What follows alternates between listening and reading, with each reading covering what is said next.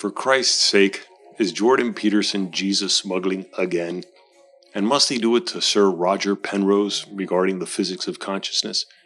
By the way, don't let this cartoon fool you. I'm not a Jordan Peterson hater. Quite the contrary. I've learned a lot from listening to many of Jordan Peterson's videos, especially his old college lectures where he gives some incredibly enlightening and I would even say life-changing insights on how personalities and psychologies are shaped. However, as much as I admire him as a psychologist, professor, author, and public speaker, and as much as I agree with him on some issues such as the dangers of authoritarianism, especially when it's excused from the left, I see just as much a danger to society when it comes to propagating religiosity and all the irrational, magical thinking that comes with it, and particularly if it's injected into science.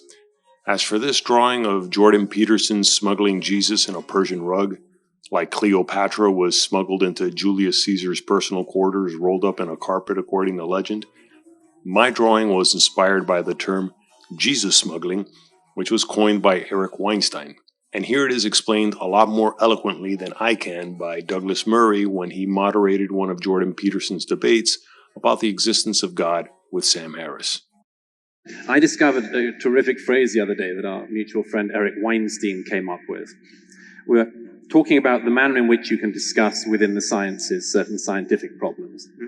And he said, look, if you've got a scientist who you know is also basically a very literalist Christian, you will listen to their argument a whole long part of the way. And there's somewhere at the end of it, you know you're going to be worried about it. And he came up with this phrase, I love this phrase. He says, Jesus smuggling.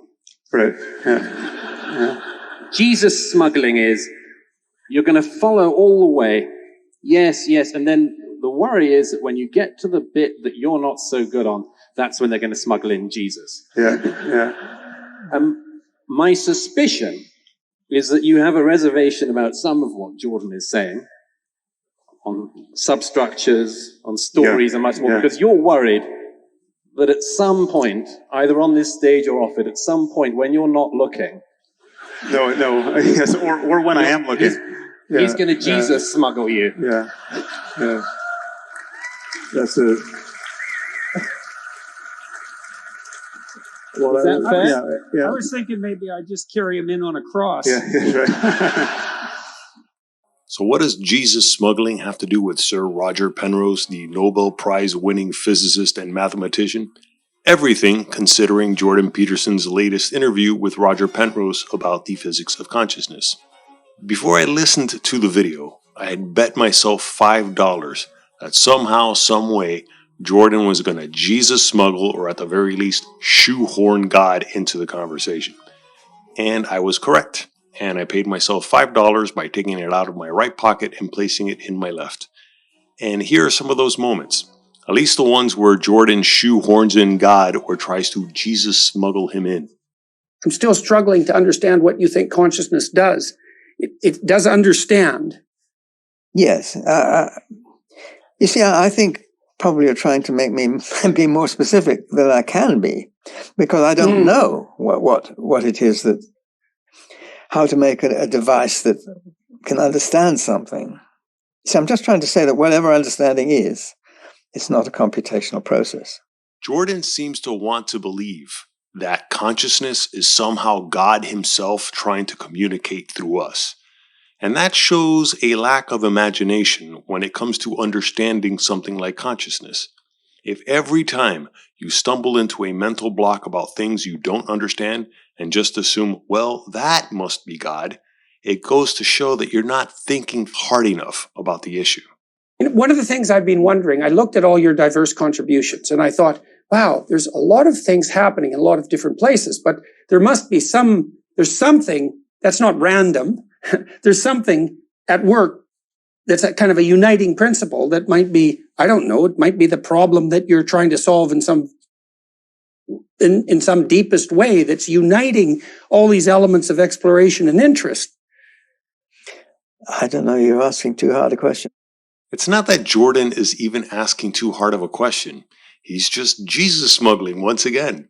Or maybe a more accurate term is shoehorning God into what he does not understand about the universe and most likely doesn't want to accept about reality. And I'm willing to make another bet. That thing that Jordan doesn't want to accept about reality is how much of it is random. Just listen to his own words. There's something that's not random. There's something at work. I think randomness is a big issue for religious people. While there's nothing random about the way matter and energy work, since we can make predictions in physics such as E equals mc squared or Newton's third law of motion that every action has an equal and opposite reaction, what becomes of those reactions cannot always be predicted. For example, the fact that our Earth orbits the sun at a speed of about 26,000 miles per hour, that speed seems to be fixed and predictable. However, the fact that the Earth even came to exist in the first place, that can be said was a random event. It's difficult for many people to accept that randomness is most likely how things come into creation, not because of some divine creator. And yet it's interesting how people who insist everything must come from God, they're willing to believe nothing created God himself. He just always magically existed. And he's always a he too, by the way. Something worth pointing out, but not getting sidetracked by either. I know when people become schizotypal, for example, and paranoid, that also happens in paranoia. They have a lot of intuitions about patterns that might be there, but most of them are wrong. And it's like their pattern recognition system has become, well, it's exceeded the limits of its capacity for accuracy and is starting to see pattern in what's truly random. This was particularly interesting because it's as if Jordan Peterson is unwittingly calling out his own faulty thought process, but doesn't seem to realize it. What he just described is precisely what he is doing whenever he smuggles Jesus into an incomplete understanding about reality.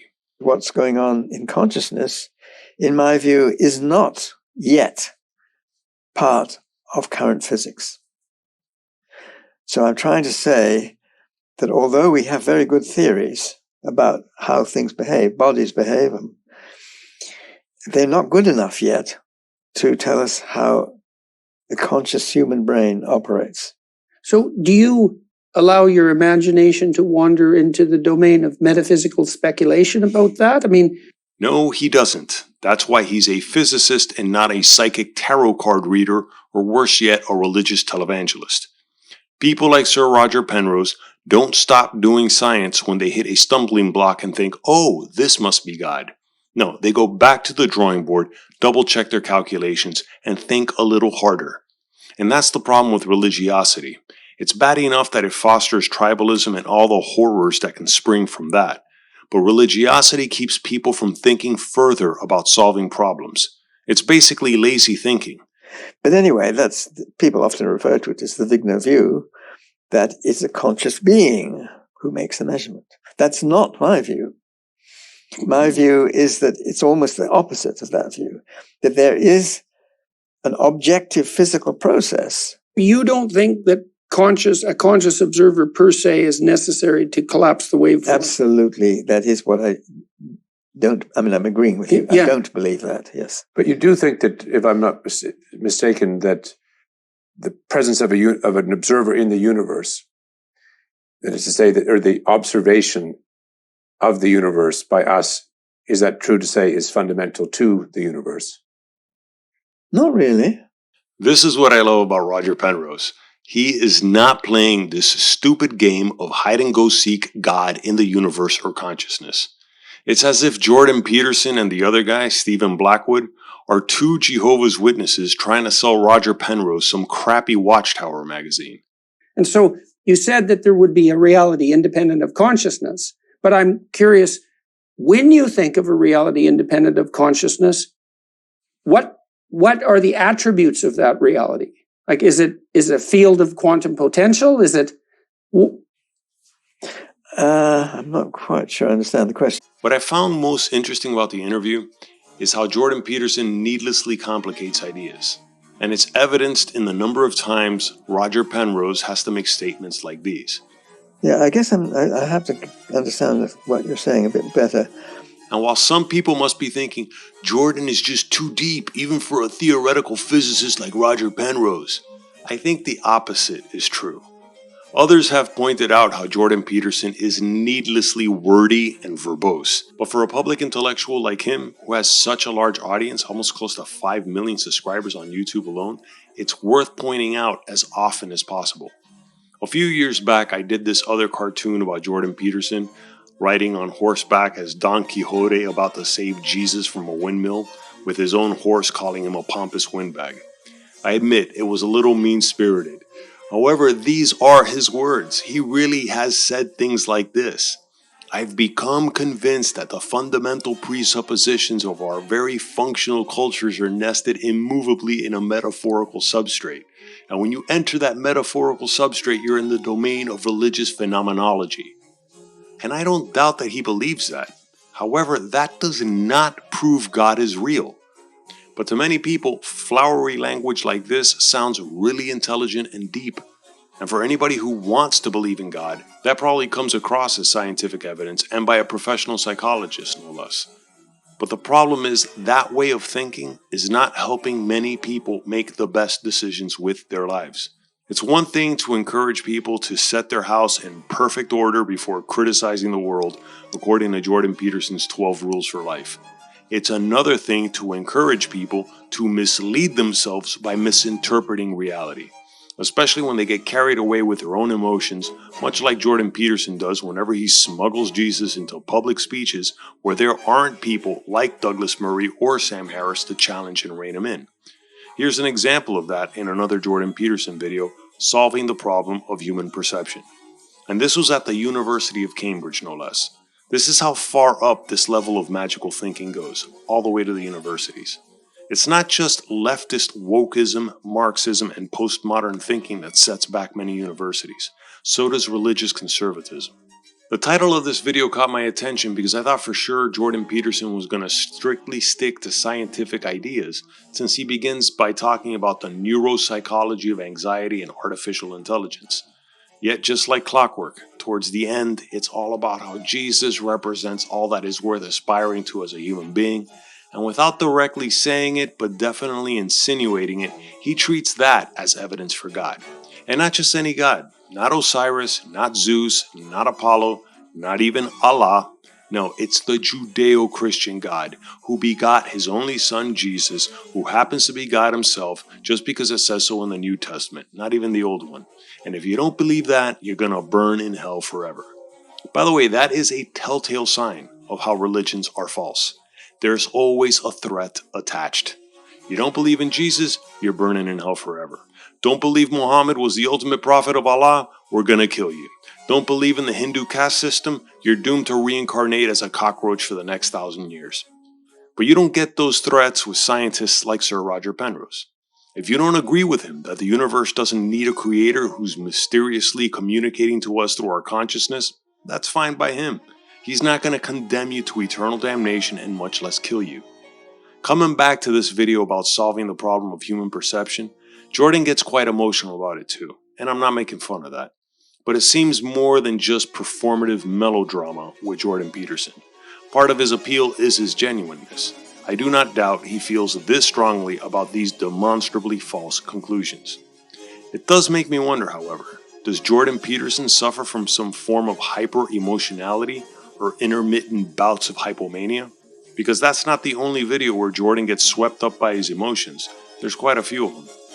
And I know, who am I to psychoanalyze a professional psychologist? Especially someone like me who used to make YouTube videos wearing a wrestling mask with a fake mustache and a white top hat talking to a boxing glove named Lefty. But that's the beauty of freedom of speech, especially on social media. I get to ask questions and see what responses I get if anyone bothers watching my videos. And some of the questions I'd like to ask are, is religiosity more than just a psychological problem? Is it a neurological one? Do religious people's brains not deal with death and reality the way atheist brains do? It seems that the only reason why religiosity continues to exist is because we as humans have yet to evolve from this rudimentary way of thinking. And it doesn't help when men of science like Jordan Peterson peddle easy answers about human perception cloaked in complex language to influence millions of people through Jesus smuggling. And while an intellectual giant of science like Roger Penrose won't call this out, I, as a rube on YouTube with no reputation to lose, I'll boldly proclaim that God is nothing more than the imaginary result of a mental reflex most people go through when trying to process reality. And that, I believe, is one of the ultimate problems of human perception. I will also claim our religiosity reflex does more harm than good. It retards human progress. And if I had the time and money to do proper scientific research, I'd be willing to make another $5 bet, this time with the world, that the harm of religion versus its benefits can be measured. I'd even go so far as to say there isn't a single benefit from religion that can't be had without it.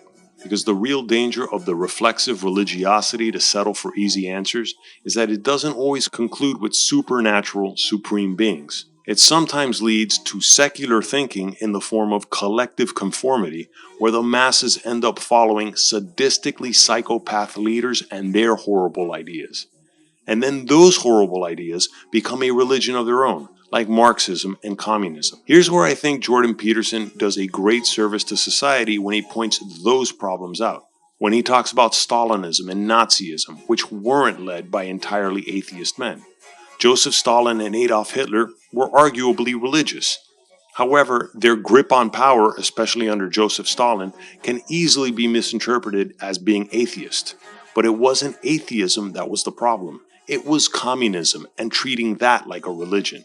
By the way, while it feels good to think I'm breaking new ground on the subject of religiosity, I'm well aware that other truly great thinkers and bona fide scientists have been pointing this out too.